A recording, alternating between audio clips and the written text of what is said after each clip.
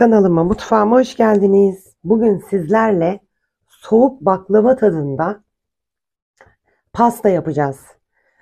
Kek malzemelerimi hazırladım. Tezgahın üzerinde duruyor. Kreması için gerekli malzemeleri de hazırladık. 1 litre sütümüzü tenceremizin içine aldık. Ve 3 yemek kaşığı nişastamızı döküyoruz. 2 yemek kaşığı unumuzu döküyoruz. 1 paket vanilyamızı döküyoruz.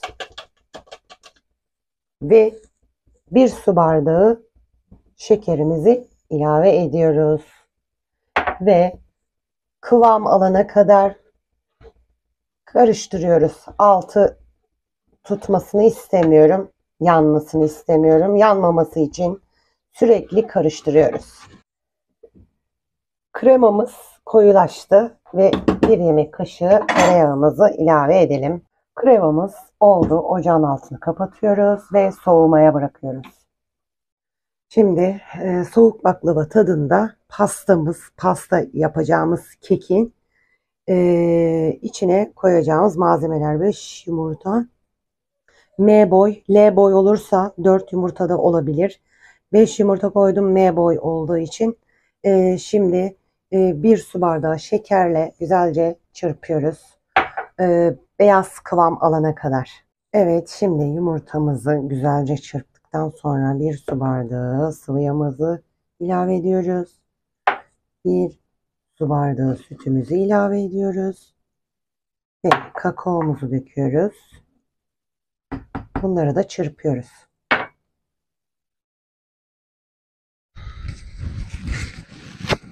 Bir buçuk su bardağı unumuzu döküyoruz. Ve 1 paket vanilin, 1 paket kabartma tozu içine ilave ediyoruz. Evet. Ve mikserle karıştırıyoruz.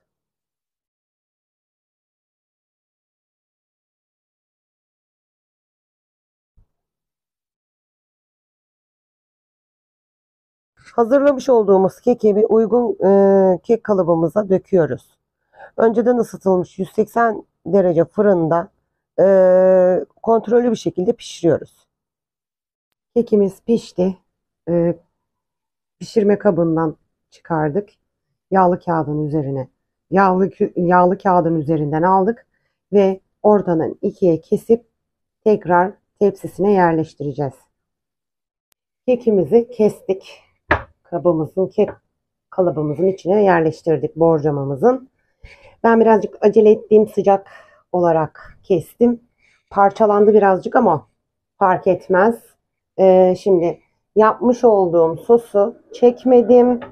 Size 2,5 su bardağı suyun içine 2 yemek kaşığı kakao, e, yarım su bardağı şeker, 60 gram da çikolata koydum. Şimdi bir yarısını kesmiş olduğum kekin üzerine dökeceğiz.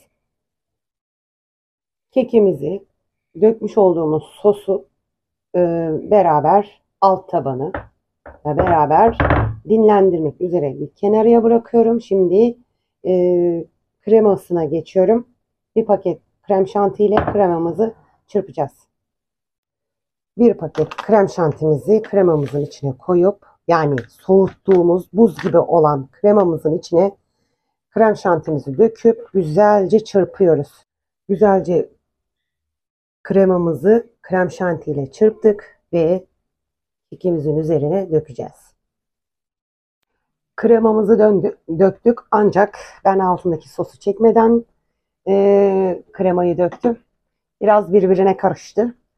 Fark etmez, lezzeti yerinde olacak. Şimdi dökmüş olduğumuz kremanın üzerine çekilmiş Antep fıstığı döküyoruz.